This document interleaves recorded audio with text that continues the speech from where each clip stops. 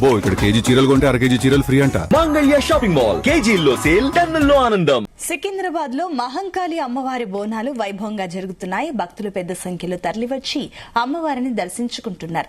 తెల్లవారుజాము నుంచే ఆలయానికి భక్తుల తాకిడి మొదలైంది.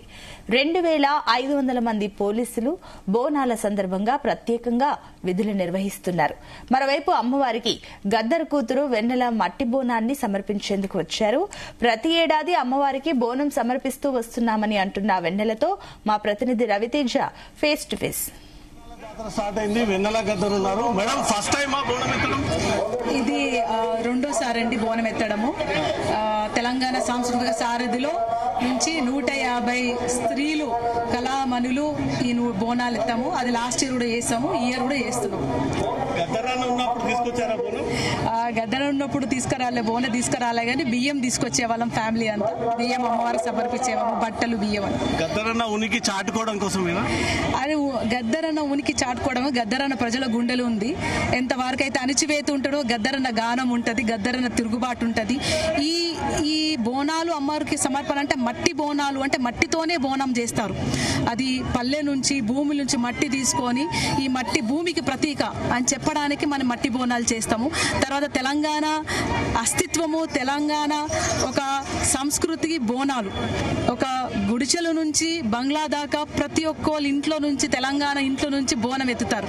ఆ బోనం ఏంటంటే మా ఇల్లు కాపాడు తల్లి, మా గ్రామాన్ని కాపాడు తల్లి, మా ప్రపంచాన్ని కాపాడు తల్లి, దుష్ట శక్తులని అంతం చేసే శక్తి స్త్రీలకు ఇవ్వ తల్లి అనే ఒక కోరిక మేరకు ఈ బోనం అమ్మవారికి సమర్పిస్తారు. ఇంత అందంగా అలంకరైనా మీరు గొంగడిని మాత్రం వదలలేదు.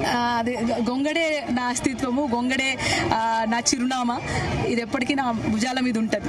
అది మోయడానికే నేను ప్రపంచం ముందుకు వచ్చాను. ఏం కోరుకుంటారమ్మా మీరు అమ్మవారిని?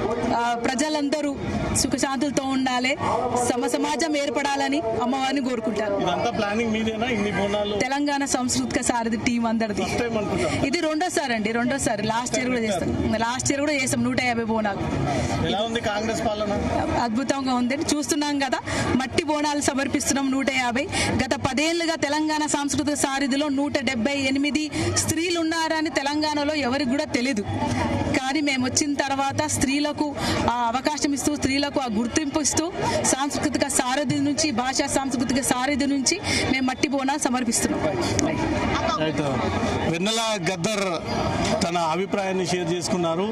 ప్రస్తుతం సికింద్రాబాద్ బోనాల టెంపుల్ కి చేరుకున్నారు. మరి కాసేపట్లో బోనాన్ని సమర్పించబోతారు.